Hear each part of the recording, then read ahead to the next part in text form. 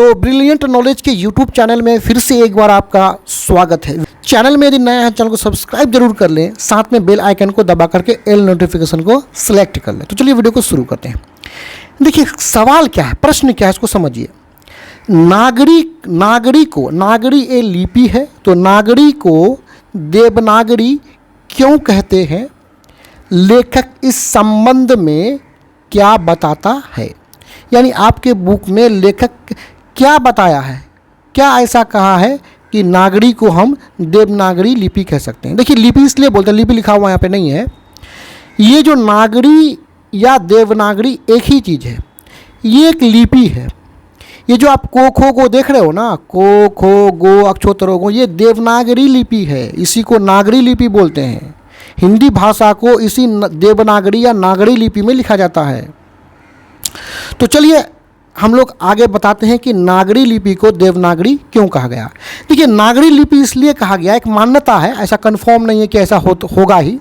गुजरात के जो नागर ब्राह्मण थे ना, उन्होंने पहल इस लिपि का प्रयोग किया, तो ये नागरी लिपि कहलाया। यानी गुजरात के कौन? नागर ब्राह्मण, नागर से नागरी नाम पड़ा। उसके बाद इसको देवनागरी क्यों कहा गया, यानी नागरी के आगे में देव क्यों जोड़ा गया, इसको आगे देखिए आप। देखिए उत्तर में लेखक के अनुसार, लेखक का कहना है इस अध्याय में कि सप्रमाण नहीं बताया जा सकता है कि देवनागरी कैसे अस्तित्व में आया।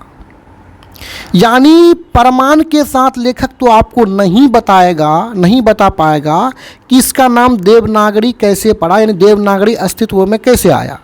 लेकिन लोगों का मत है, उस मत के आधार पर, लोगों के कुछ सहमति है, उसके आधार पर आपको लेखक कुछ बता सकता है। तो वो क्या है, देखिए।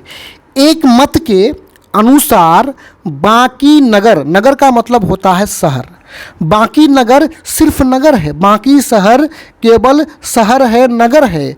परंतु लेकिन काशी देवनगरी है। देवनगरी मतलब देवों का नगरी, देवों का नगर, देवों का शहर को हम देवनगरी बोलेंगे।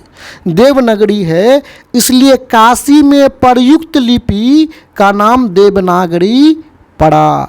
यानी लेखक यहाँ पे कह रहा है कि काशी को देवनगरी कहते हैं, और यहाँ पे जिस लिपि में लिखा जाता है, इसी लिपि का नाम पड़ गया क्या? देवनागरी।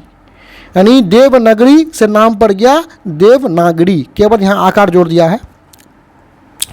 आगे देखिए, एक अन्य मत के अनुसार कुछ लोग और मानते हैं देवनागरी नाम के बारे में कि देखिए गुप्तों की राजधानी, यानी गुप्त वंश जो आया, उसकी राजधानी पटना को देवनगर भी कहा जाता था। यानी पटना जो है पाटलिपुत्र, उसका पुराना नाम क्या था? देवनगर था। तो इसी देवनगर से, इसलिए यहाँ प्रयुक्त लिपि को देवनागरी नाम दिया गया। बोलता कि पटना को देवनगर बोलते हैं, तो यहाँ जो लिपि का प्रयोग किया गया, इसी लिपि का नाम पड़ा देवनागरी।